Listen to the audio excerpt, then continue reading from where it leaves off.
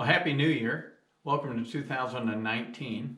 I am Michael Higgins. I'm here with my partner, I'm John Higgins, and we are the owners of FlexCapital. Leases. Today we're coming to you to discuss equipment leasing. Yeah, and the first frequently asked question we get on equipment leasing is, what can a business actually lease? Michael? Well, I'll tell you what, the types of equipment that a business can lease are basically boundless. Anything as long as it applies to the business and the good of the business can probably be leased. So some examples of that would be most commonly known bulldozers, tractors, trucks, vehicles. Yeah. And then some of the more uncommon things would be things like your technologies, your computers, your softwares, even furnishings for the business, fitness equipment, gaming centers, depending on the type of business. Yeah, so many things can be leased or purchased. There are advantages and why businesses will choose to lease. And one of the common questions is why would a business choose to lease? And Yeah. oftentimes there's tax advantages. Another thing might be You can keep it completely off your books, so it's not something you're getting a tax write-off, and it's not something that's going to show up on your P&L statements, but rather it's going to be off the books and just your monthly installments on that piece of equipment. when things apply more in a technology basis, either software or an industry that's just blowing up and there's new stuff coming down the pipeline all the time.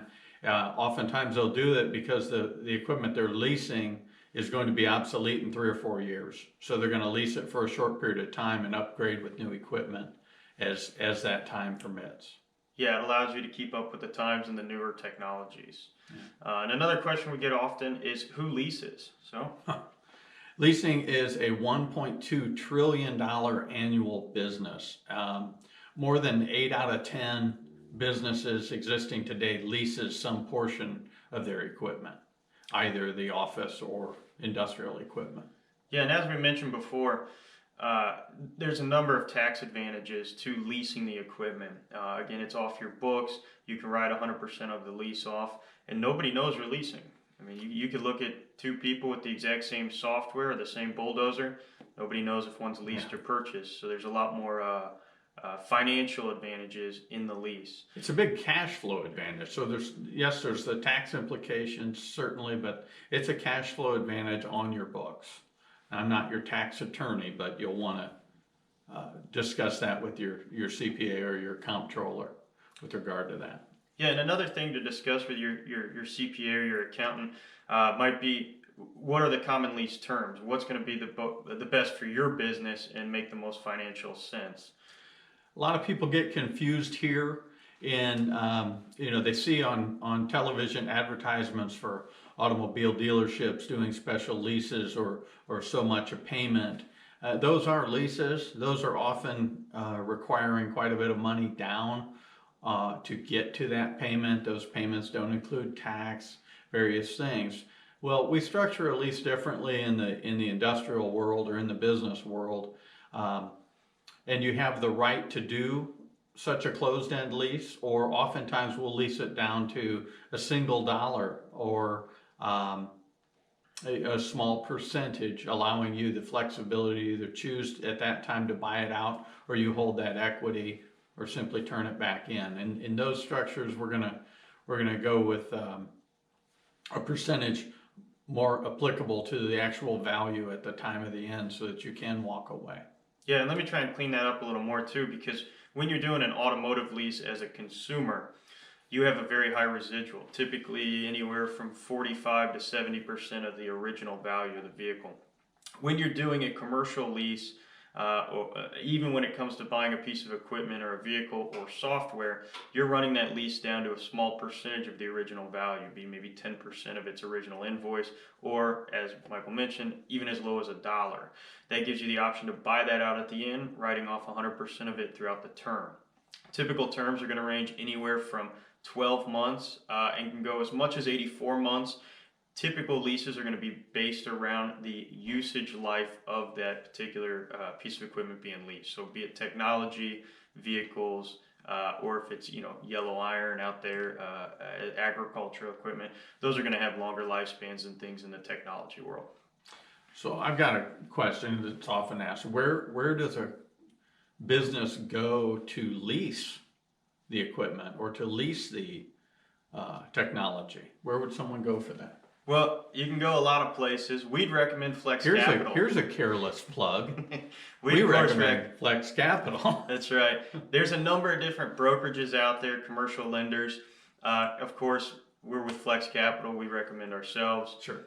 We've got a little over 100 different lenders we work with. And the advantage there is we can shop around and get you guys the best rates, best terms, and best programs based on your specific needs or the piece of equipment being leased. And that's one of the advantages of using a commercial broker like ourselves. Yeah, we do the shopping and the heavy work for you. You provide a little bit of equipment or a little bit of knowledge on your business, being an application, the last few months of bank statements, and a little bit of a description about your business. Hopefully we don't have to dig too much further. If we do, we'll communicate. Yeah, and that really takes us to the last question, and that's what do you need to qualify to do a lease in the commercial world? And as Michael mentioned, things like your most recent bank statements, brief write-up on the company, an application depending on the specific piece of equipment you're trying to lease, and then depending on the dollar amount. Typically under $100,000 to $150,000. It's what they call an app only, which is just going to be those stated items I mentioned before. Once you start getting into those higher dollar amounts, the higher six-figure dollar amounts, we're going to need financial statements. So things like your tax returns, P&L statements, in terms, things like that. And that would allow us to do a full package and get you better rates and better terms in the long run because they have more knowledge on the company. A couple of examples of recent leases that we've done, just so that you understand the world of it. Anything that we've done that comes to mind right away? Yeah, so right away we did a couple of vehicles for a local equipment dealer. We've done restaurant equipment. Yeah. We've done software for a computer firm. Really anything that can be leased, as we mentioned earlier, we dabble in it all.